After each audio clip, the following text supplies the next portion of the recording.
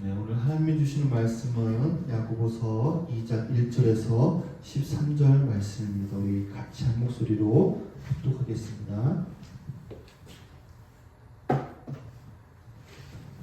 같이 한 목소리로 읽겠습니다. 시작. 나의 형제자매 여러분, 여러분은 영광의 우리 주 예수 그리스도를 믿고 있으니 사람을 차별하여 대하지 마십시오. 이를테면 여러분의 회당에 화려한 옷을 입은 사람이 금반지를 끼고 들어오고 또 남다른 옷을 입은 가난한 사람도 들어온다고 합시다. 여러분이 화려한 옷 차림을 한 사람에게는 특별한 호의를 보이면서 여기 좋은 자리에 앉으십시오 하고, 가난한 사람에게는 당신은 거기 서 있든지 내 밟지 않든지 하오하고 말하면 바로 여러분은 서로 차별하고 나쁜 생각으로 남을 판단하는 사람이 되는 것이 아니고 무엇이겠습니까? 사랑하는 형제자매 여러분, 들으십시오. 하나님께서는 세상에 가난한 사람을 택하셔서 믿음에 부유한 사람이 되게 하시고 하나님을 사랑하는 이들에게 약속하신 그날 상속자가 되게 하시지 않으십니까? 그런데 여러분은 가난한 사람을 업신여겼습니다. 여러분을 압제하는 사람은 부자들이 아닙니까? 또 여러분을 법적으로 끌고 가는 사람도 부자들이 아닙니까? 여러분이 받드는 그 존귀한 이름을 모독하는 사람도 부자들이 아닙니까? 여러분이 성경을 따라 내 이웃을 내 몸과 같이 사랑하는 으뜸가는 법을 지키면 잘하는 일입니다. 그러나 여러분이 사람을 차별해서 대하면 죄를 짓는 것이요, 여러분은 율법을 따라 범법자로 판정을 받게 됩니다. 누구든지 율법 전체를 지키다가도 한 조목에서 실수하면 전체를 범한 셈이 되기 때문입니다. 간음하지 말라 하신 분이 또한 살인하지 말라고 말씀하셨습니다. 어떤 사람이 간음을 하지 않았다고 하더라도 살인을 하면 결국 그 사람은 율법을 범하는 것입니다. 여러분은 자유를 주는 율법을 따라 앞으로 심판을 받을 각오로 말도 그렇게 하고 행동도 그렇게 하십시오. 심판은 자비를 베풀지 않는 사람에게는 무자비합니다. 그러나 자비는 심판을 이깁니다. 아멘. 오늘 이 자리에 함께 예배 드리는 우리 다음 세대, 우리 자녀들, 청소년, 청년, 우리 성도님들 주님의 이름으로 환영하고 축복합니다. 오늘 우리가 이 자리에 모인 이유는 그저 한 주간의 피로를 씻고 좋은 말 하나 듣고 위로받고 가려고 온 것이 아니죠. 살아있는 하나님의 말씀은 우리를 잠시 만족시키기 위해 온 것이 아니라 우리 깊이 잠든 우리 영혼을 흔들어 깨우고 썩어있는 것을 수술하고 다시 살려내기 위해 이 자리에 모인 줄 믿습니다. 오늘 말씀을 통해서 하나님이 어떤 말씀을 하시는지 우리가 진실하게 마음으로 받기를 간절히 축복합니다.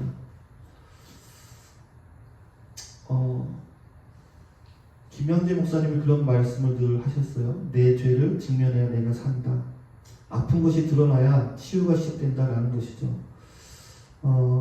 밴쿠버의 겨울은 차가운 이 비에 젖어 무거워진 우리 영혼이 오늘 따뜻한 하나님의 말씀의 은혜로 우리에게 소망이 되고 치유가 되고 회복되는 그런 시간 될 수 있기를 간절히 축복합니다. 한번 제목 한번 따라서 볼까요? 생존의 법칙을 넘어 국률의 법칙으로. 네.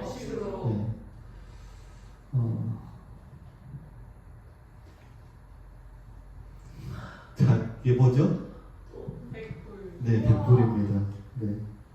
자, $100예요. 이 돈이면 우리 친구들하고 맛있는 것도 사 먹고, 피자도 먹고, 아이스크림도 사줄 수도 있고, 그렇죠. 자, 이 돈을 갖고 싶은 사람? 저요. 네. 가장 먼저 손을 들었어요. 네. 그런데, 아이고, 돈이 떨어졌네? 근데 지나가는 사람들이 막 밟고, 비에 젖고, 네. 흙탕물에 빠졌어요. 비가 많이 와서. 그런데 또, 지나가던 걔가 똥을 여기다 쌌네. 막, 너무 지저분해졌어요. 자, 그래도 갖고 싶은 사람? 저요. 네. 네. 더러워졌는데도, 더러운 냄새가 나는 똥이 묻었는데도, 네, 우리는 다 알고 있어. 왜냐면, 이건 여전히 $100라는 거죠. 아무리 더러워지고 구겨져도 이 종이에 찍힌 이 가치는 변하지 않는다라는 거예요. 더러운 것은 씻으면 되고 구겨지면 펴면 됩니다. 가치는 그대로이죠. 그런데 우리가 언제부터인가 이 단순하고 분명한 진리를 잊어버리기 시작했던 것 같아요. 성경은 창세기 1장에서 우리가 하나님의 형상대로 지음받았다라고 선포합니다. 여러분, 우리 영혼은요, $100, 100만 달러와 비교도 안 되는 예수님의 핏값이라는 이 도장에 찍혀 있습니다. 그런데 우리가 이민생활하면서 그런 사실을 잊어버릴 때가 있죠.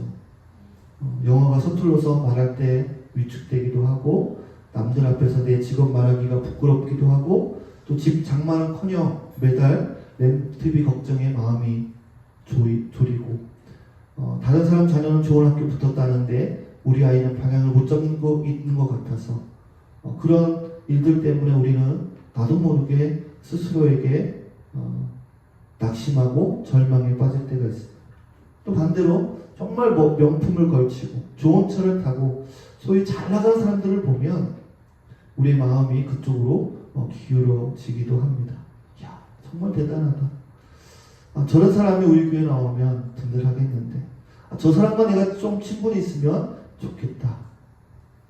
그래서 그 사람과 어떻게 한번 밥을 먹으며 어떻게 한번 연결을 지어볼까 생각하기도 합니다. 왜 그렇게 되었을까? 어느 순간부터 세상에 씌워진 안경을 우리가 쓰고 있기 때문에 그래요. 연봉의 안경, 또 학력의 안경, 지평수의 안경, 이런 안경을 쓰면요, 우리가 사람의 영혼을 흐릿해지고 우리가 사람을 볼 때 가격표로 선명하게 보이는 거예요. 야, 저 사람은 90점짜리구나. 저 사람은 20점짜리구나. 그런데 사무엘상 16장 7절은 분명하게 우리에게 말합니다. 사람은 외모를 보거니와 나 여호와는 중심을 보느니라. 한번 따라해서 볼까요? 사람은 외모를 보거니와 나 여호와는 중심을 보느니라. 하나님은 중심을 보신다고 그랬어요. 오늘 성령께서 우리의 눈에 씌어져 있던 이 세상의 안경을 벗겨주시고 예수님의 눈, 십자가의 눈을 우리에게 씌워주실 줄 믿습니다. 첫 번째로, 여러분들의 후원자는 누구입니까? 오늘 본문에 보면 우리가 보이지 않는 하나님보다 보이는 사람을 더 의지하는 그런 죄가 우리에게 있어요. 이건 단순한 성격 문제가 아니라 하나님께서 가장 마음 아파하시는 죄입니다. 2절 말씀 한번 읽어볼게요. 2절 말씀 한번 보겠습니다. 같이 읽겠습니다. 시작. 여러분의 회당에 화려한 옷을 입은 사람이 금반지를 끼고 들어오고 또 남다른 옷을 입은 가난한 사람도 들어온다고 합시다. 아멘.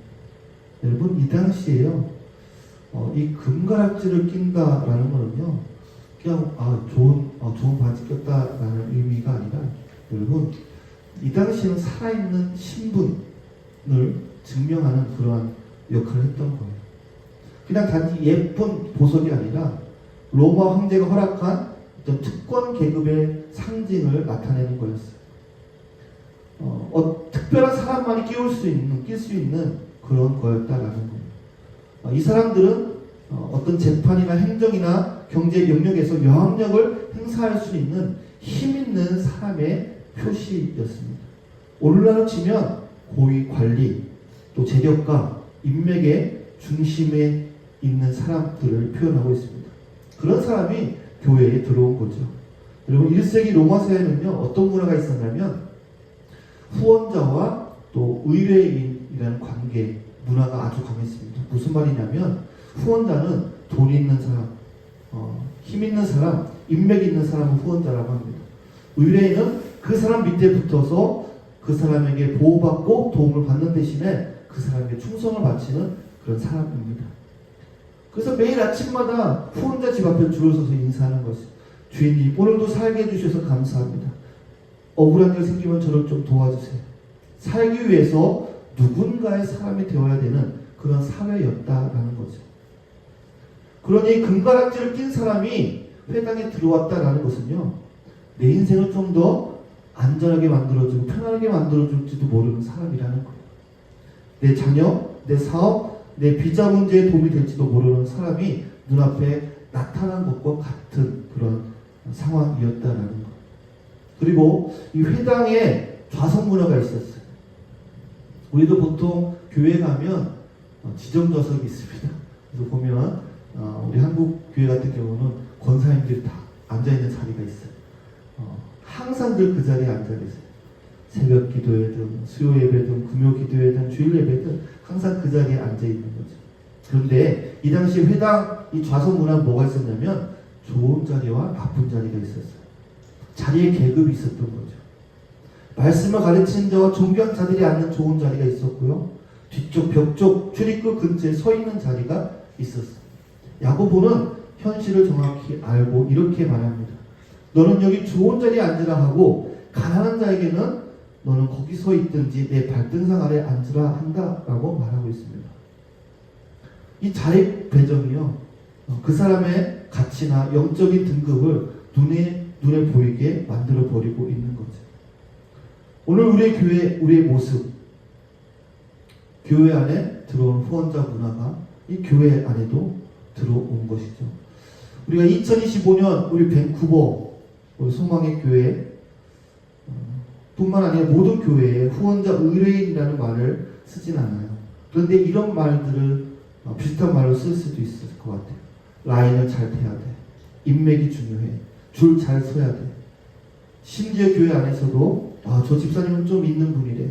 저 장로님은 배경이 좋으시대. 저분은 공부를 많이 하셨대. 그러면 나도 모르게 그 사람에게 더 다정하게 또 겸손하게 더 자주 인사하게 되는 것을 보게 됩니다. 그런데 반대로 언어가 서툴고 직업이 평범하고 경제적으로 어려워 보이고 어디서 왔고 무엇을 하는지 잘 모를 때 겉으로는 친절하지만 안으로는 거리를 두고 싶을 때가 있다는 것이죠. 야고보는 이 모습을 향해 4절에서 이렇게 말합니다. 4절 한번 보겠습니다. 4절 같이 읽겠습니다. 시작. 바로 여러분은 서로 차별하고 나쁜 생각으로 남을 판단하는 사람이 되는 것이 아니고 무엇이겠습니까?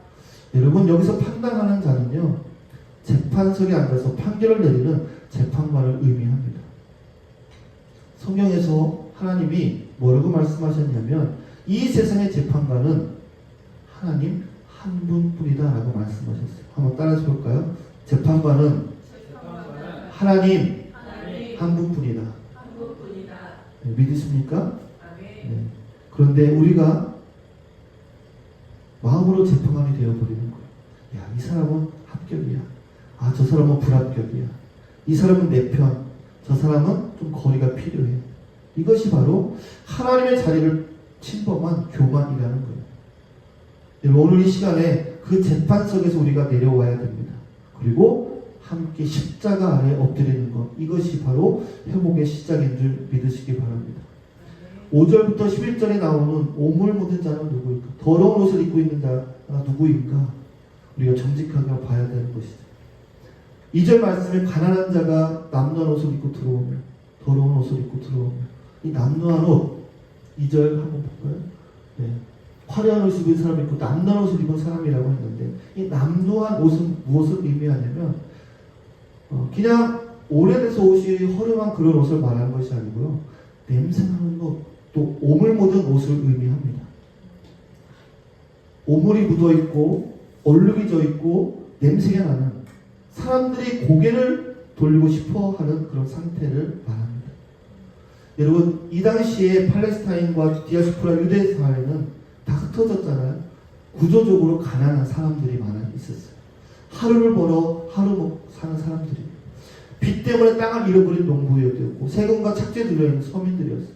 옷이 낡고 빨래를 자주 못하고 몸에서 냄새가 나는 게으름 때문이 아니라 살기가 너무 팍팍한 현실 때문에 그런 경우들이 많이 있었다라는 거.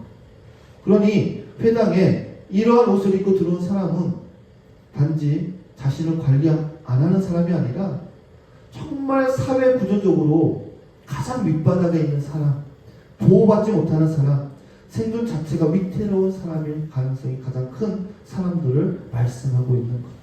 그런 사람에게 교회에서 뭐라고 했냐면 저기 구석에나 앉으라고 하는 거예요. 내 발등상 밑에나 앉으라고 말하는 거예요. 이 말은요, 우리 공동체에 당신은 별로 중요하지 않습니다 라고 선언하는 것 같다라는 거예요. 스가랴 3장과 이사야 64장에 더러운 옷에 대한 이야기가 나옵니다. 이 더러운 옷, 스가랴 3장에도 나오는데 거기 보면 대제사장 여호수아라는 사람이 하나님 보좌 앞에 서 있다라는 내용이 나오는데 그가 입은 옷이 더러운 옷이다라고 표현을 합니다. 사단이 그러니까 옆에서 말하죠. 하나님, 이 사람을 보십시오. 옷이 이게 뭡니까? 이런 자가 어떻게 제사장입니까? 라고 이야기를 합니다. 그런데 놀랍게도 하나님은 그 말 자체를 부정하지 않으세요. 대신 뭐라고 말씀하시냐면 그의 더러운 옷을 벗기라. 내가 내 죄악을 제거하였으니 내게 아름다운 옷을 입히리라 말씀하십니다. 또 이사야 64장 6절에서도 말씀하십니다. 우리는 다 부정한 자 같아서 우리의 의는 다 더러운 옷 같으며. 여기서 중요한 것은요, 우리의 죄만 더러운 것이 아니라 우리의 의, 내가 잘했다라고 생각하는 것조차도 더러운 옷 같다는 사실입니다. 겉으로 보기에는 깨끗한 옷처럼 보이지만 예배드릴 때는 경건한 그러한 모습으로 예배를 드리는 것 같지만 우리의 마음은요, 미움과 시기와 정욕과 탐욕으로 얼룩져 있을 수 있다라는 거예요. 여러분, 오늘 이 시간에 우리가 진짜 이 남루한 옷을 입고 있는 사람은 누굴까요? 다운타운의 노숙자, 홈리스들입니까? 아니면 돈 없는 유학생들일까요? 그것이 아니라 겉은 예복을 입고 있지만 목사라고 불리고 장로라고 불리고 집사님, 권사님, 성도라고 불리지만 집에 돌아가면 가족을 향해, 형제를 향해 미워하고 쉽게 말하는 그러한 돈 앞에서 믿음을 저버리는 그 바로 나일 수 있다라는 것. 여러분, 우리의 입냄새는요, 내가 잘 못 맡아요. 옆에 누가 얘기를 해줘야 알죠. 우리의 영혼의 냄새는요, 잘 못 맡아요. 내 냄새는. 다른 사람의 가난함, 부족함, 연약함은요, 기가 막히게 알아채는 것이죠. 내가 나에게 내 영혼에 냄새가 나고 내 마음이 부패했다는 것을 깨달을 때 회복이 일어나는 것입니다. 10절과 11절에 보면 야고보는 이렇게 말하죠. 누구든지 온 율법을 지키다가 그 하나를 보면 모두 범한 자가 되나니. 율법은요, 어떻게 보면 하나의 큰 유리창이다라고 우리가 생각해 보면 여기에도 유리가 있죠. 저 출입문 쪽에 유리가 있어요. 자, 그런데 어떤 사람이 준영이가 저 유리에다가 아주 조그만 돌을 던졌어요. 그래서 유리에 구멍이 탁 났어요. 그리고 우리 다니엘이 유머는 돌을 가지고 유리를 딱 던졌어요. 유리가 다 깨졌어요. 그러면 주인 입장에서 볼 때 두 유리창은 어떻게 됐을까? 둘 다 깨진 유리예요. 둘 다 새로 갈아야 됩니다. 저는 조그만 돌로 깨쳤는데요. 네, 통하지 않아요. 여러분, 우리는 종종 이렇게 말합니다. 내가 사람을 때린 것도 아니고 도둑질한 것도 아니고 그냥 사람을 조금 가려서 사귄 것뿐인데 성경은 말합니다. 그 차별이, 그 멸시가, 그 비교가 하나님의 거룩함 앞에서는 율법을 깨뜨린 죄다라고 말하고 있는 거예요. 나는 큰 죄는 안 지었고 그냥 작은 실수 몇 개 했을 뿐이라고 말하고 싶지만 하나님의 기준에서는 큰 죄인도 작은 죄인도 없이 모두 다 깨진 유리창이다라는 거예요. 우리는 모두 하나님의 은혜가 아니면 설 수 없는 그런 죄인들이다라는 거예요. 여기까지 우리가 들으면요, 우리의 마음이 무거워집니다. 그래, 나는 깨진 유리창이다. 나는 더러운 옷을 입은 그런 죄인이야. 그런데요, 여러분, 복음은 우리를 여기서 끝내지 않아요. 바로 이 지점에서 정말 세상에서 가장 위대한 놀라운 자리바꿈의 일이 일어납니다. 여러분 그런 이야기를 동화책에 읽어봤는지 모르겠어요. 거지가 왕이 되고 왕이 거지가 된 이야기, 옛날에 읽었던 동화가 기억이 나는데, 여러분 우리가 죄인이라는 사실이 분명해질수록 복음은 더 빛나게 됩니다. 하늘 보좌에 앉으신 만왕의 왕 예수 그리스도께서 영광의 금가락지를 끼고 천사들의 찬양을 받으시던 그 자리를 떠나 이 땅에 내려오셨어요. 그리고 우리가 입어야 될 더러운 옷, 남루한 옷을 대신 입으셨어요. 고린도후서 5장 21절을 말합니다. 하나님이 죄를 알지도 못하신 이를 우리를 대신하여 죄로 삼으신 것은 우리로 하여금 그 안에서 하나님의 의가 되게 하려 하십니다. 예수님은요, 우리의 죄, 저주, 수치, 실패, 상처를 모두 뒤집어 쓰시고 십자가라는 그러한 곳으로 끌려가셨습니다. 사람들은 예수님께 침뱉으며 얘기하죠. 너는 실패자다. 너는 저주받은 자다. 너는 냄새나는 죄인이다. 하지만 그 자리는 원래 저와 여러분이 서 있어야 될 자리였다라는 것. 십자가 위에서 예수님은 우리 대신에 이 모든 정죄를 다 받으셨어요. 그런데 거지들이 옷을 바꿔 입게 됩니다. 스가랴 3장 4절 말씀에 십자가에서 완전히 성취가 됩니다. 내가 내 죄악을 제거하였으니 내게 아름다운 옷을 입히리라. 예수님은요, 우리의 남루한 옷을 벗겨 자기가 입으시고 자기가 입고 계신 아름답고 거룩한 의의 옷을 우리에게 입혀주셨다라는 것. 이것이 바로 전가라고 이야기하는 겁니다. 내 더러움이 예수님께로, 예수님의 거룩함이 나에게로. 따라서 볼까요? 내 더러움은 예수님께로, 예수님의 거룩함은 나에게로, 내 수치는 예수님께로, 예수님의 영광은 나에게로. 여러분, 그래서 우리는 이 자리에 앉아 예배를 드릴 자격이 있는 거예요. 원래부터 그런 자격이 있던 사람들이 아니라 오직 은혜로 옷을 바꿔 입었기 때문에 이 자리에 서 있게 된 것이죠. 여러분, 원래 그런 남루한 죄의 옷을 입고 있던 사람들이 다른 사람에게 너는 왜 그 모양이냐라고 말할 수 있을까요? 그럴 수 없어요. 우리는 다만 내가 입은 옷이 내 옷이 아니라 예수님의 옷이라는 것을 여러분 기억하며 감사해야 되는 것이죠. 13절 마지막 절 한번 같이 읽어보겠습니다. 같이 읽겠습니다. 시작.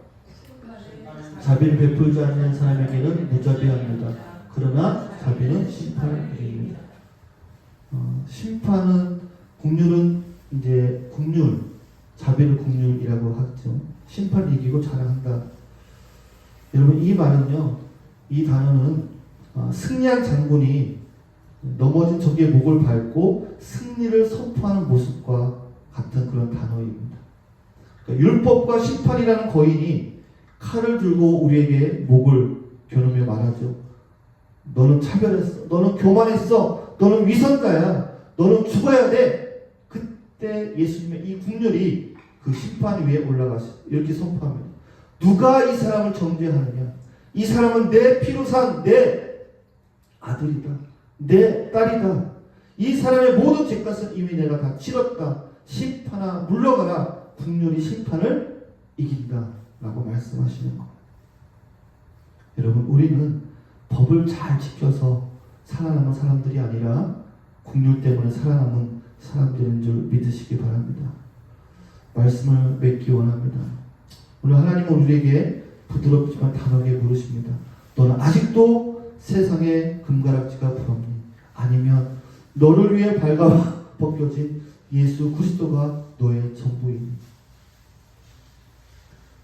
여러분, 우리들이 학교를 가면 옷을 잘 입는 친구도 있고 운동을 잘하는 친구도 있고 공부도 잘하는 친구, 인기 많은 친구들이 있는 반면에 늘 혼자 있는 친구, 또 말이 서툴러서 놀림받는 친구, 몸이 약해서 자주 빠지는 친구, 그런 친구들이 있을 수도 있어요.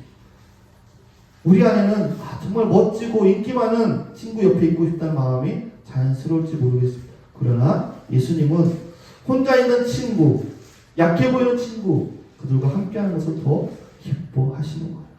너희가 여기 형제 중에 지극히 작은 자 하나에게 한 것이 곧 내게 한 것이니라 라고 말씀하셨잖아요. 여러분 학교에서 여러분이 그런 친구들에게 다가가면 좋을 것 같아요.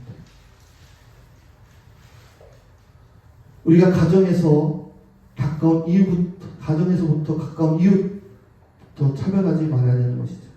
가장 쉽게 차별이 드러나는 곳이 바로 어디냐면 가정입니다. 돈을 얼마나 벌어오는지, 집안일을 얼마나 하는지, 성적이 어떤지, 비교가 얼마나 자주 되는지, 너는 왜 옆집 아이만도 못하니? 누구의 남편을 봐라, 누구의 아내를 봐라. 이러한 말들은요, 가족의 마음을 찢어놓는 것이죠. 그것은 그 사람의 영혼에 넌 가치 없어라는 라벨을 붙이게 되는 것이죠. 그 기준이 뭘까요? 바로 금가락지 우상입니다. 세상이 정한 성공 기준, 복음은 말합니다. 너희 남편, 너희 아내, 너희 자녀는 예수님의 핏값으로 산 하나님의 자녀다라는 것이. 따라서 볼까요? 너희 남편, 너희 아내, 너희 자녀는 예수님의 핏값으로 산 하나님의 자녀다. 여러분 믿으십니까? 네, 그렇게 고백하셔야 되는 거. 남편이 아내가 얼마나 돈을 벌어오느냐 상관없이 하나님이 내게 주신 최고의 선물이다라고 고백할 수 있어야 되는 것이죠. 어떤 성적과 스펙과 상관없이 예수님의 사랑하는 너는 귀한 자녀야. 그래서 나는 너를 포기하지 않아라고 고백할 수 있어야 됩니다. 여러분 가정 안에서부터 세상의 줄기, 비교, 차별을 끊고 십자가의 시선으로 서로를 바라볼 수 있는 저와 여러분 될 수 있기를 간절히 축복합니다. 그 가정 안에 복음의 능력이 나타날 줄 믿습니다. 교회 안에서도 마찬가지죠. 나에게 이익이 될 사람 말고 내가 챙겨줘야 될 사람, 밴쿠버에서 외로운 사람, 몸이 약하고 늘 뒤에 있는 사람, 그 사람을 의도적으로 만나고 시간을 내고 밥도 사주고 문자도 보내고 기도해 줄 수 있는 저와 여러분 될 수 있기를 간절히 축복합니다. 왜냐하면 그 사람이 바로 변장하고 찾아오신 예수님일 수 있기 때문에 그렇습니다. 시간 같이 한번 기도하겠습니다.